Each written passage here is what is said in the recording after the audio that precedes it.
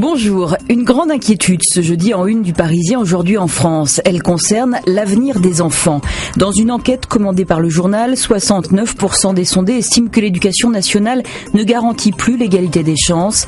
Longtemps, dit le quotidien, la force de la République, c'est qu'elle promettait à tous ses enfants de s'élever grâce à l'école. Ça, c'était avant la crise.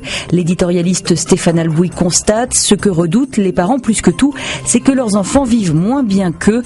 L'ascenseur social n'est pas seulement en panne, ils craignent purement et simplement un décrochage de la cabine. Le réconfort en la matière ne viendra pas du Monde, qui évoque le cas de la prestigieuse école polytechnique. Celle qui est chargée de fournir l'État et les entreprises en cadre dirigeant est un concentré d'inégalités. Il n'y a dans ses rangs pratiquement pas de boursiers, 3 fois moins qu'à l'université.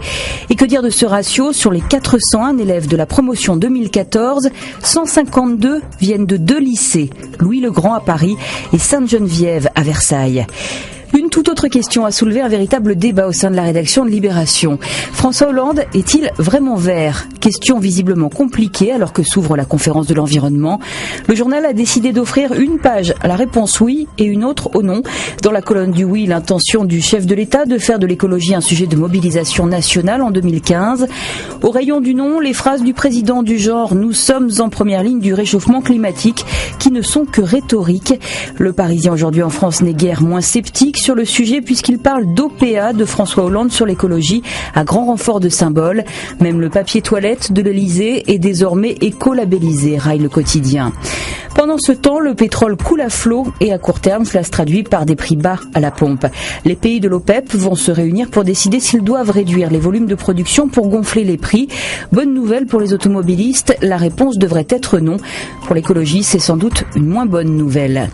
Vous avez dit normalisation. Il y a de cela dans cette une de 20 minutes avec ce presque tendre « Mon père se boulait » au sujet des Le Pen, père et fille.